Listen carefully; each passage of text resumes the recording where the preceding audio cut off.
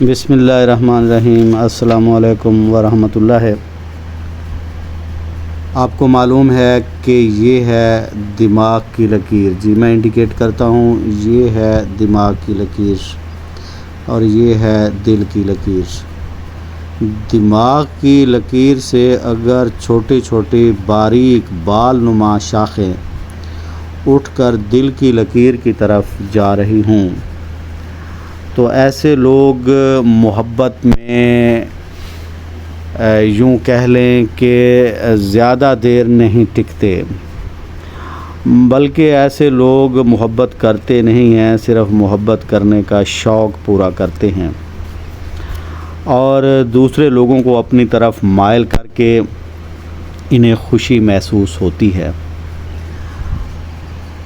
ان لکیروں کے ساتھ اگر دماغ کی لائن جو ہے وہ اس کا فاصلہ دل کے ساتھ مناسب ہو تو پھر ایسے لوگوں میں قوت ارادی کافی ہوتی ہے، یہ لوگ اپنے کام کو جلد سر انجام دے دیتے ہیں۔ اگر اس طرح کی لائن جو ہے وہ وکلا کی ہو، اداکاروں کی ہوں، کوئی مقرر ہو اس کی ہو، سیاستدان ہو، مناظرہ کرنے والا ہو، تو اس قسم کے لوگ جو ہیں وہ اپنے الفاظ کو عملی جامہ کم ہی پہناتے ہیں۔ یہ لوگ اچھے مقرر ہوتے ہیں، یوں سمجھ لیں شعلہ بیاں ہوتے ہیں، سٹیج کے یہ لوگ شیر ہوتے ہیں، لیکن میدان میں ان میں سے بہت کم لوگ ہی کامیاب ہوتے ہیں۔ اس قسم کے لوگ مختلف اجتماعوں میں، جلسے جلوسوں میں زمین و آسمان کے کلابے ملا دیتے ہیں اور فخریہ انداز میں بات کرتے ہیں۔